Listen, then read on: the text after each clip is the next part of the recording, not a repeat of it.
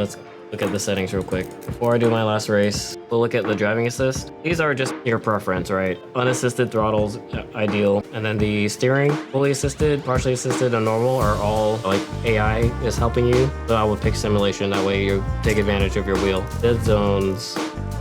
So you only want them if you're like showing some braking, or if you know, like ride the brake, ride the clutch, you want to bring these up to 5%.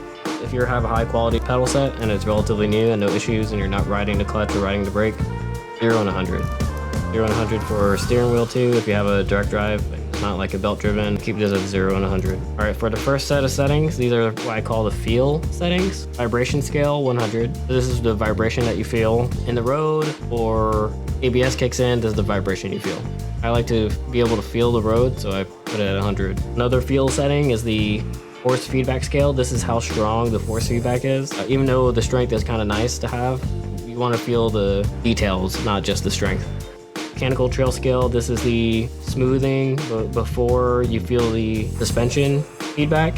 So I like it smooth, 150. And then this is the same thing, but for tire rolls. Not really slip angle, but more like the roll of the tire, or like the springiness of the tire. A road feel scale is similar to the vibration scale, but the road details, so I turned it up by 10. So these two I turned up because I want to be able to feel understeer happening and oversteer happening. So 150 and 110 is what we experimented with and liked. Road feel, you can feel the road surface, bumps, curbs, right? This will feedback into the wheel. Like if your right side wheels hit the curb, you could feel it, the wheel jerk a little bit to the left. And the last feel setting is this load sensitivity. So we played around with this too. We set it to 0, then 100, and then we liked it at 50. So this is pretty much the delay you feel when the weight transfer happens. Like when you're turning left and then you suddenly turn right and then you turn left again. It's the tendency for the wheel to resist the opposite direction you're turning based on you trying to shift the weight.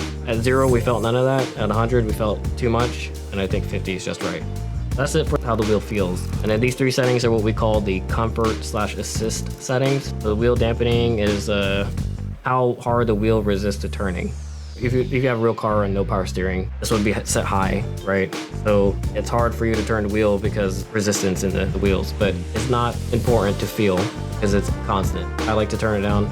That way I could feel these guys a little bit more, right? The slipping and weight transfer, I can feel those more instead of just straight up fighting the wheel. I think by default, this is set pretty high. So it's almost like you have no power steering, right? Center spring scale, I set that to 0. What this does is it forces the wheel to automatically correct and center, but in real life that doesn't happen, right? You don't want the car to do any driving for you, so center spring scale is important to leave at 0. Dynamic damper behavior.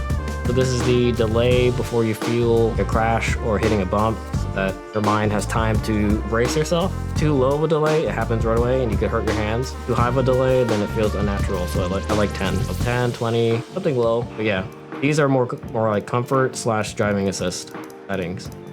That's why they're all pretty low. And sensitivity and linearity, these are default at 50. Unless you have like a weird wheel or using a joystick, then that's when I would adjust these. I would leave these alone. Those are the main settings for the wheel.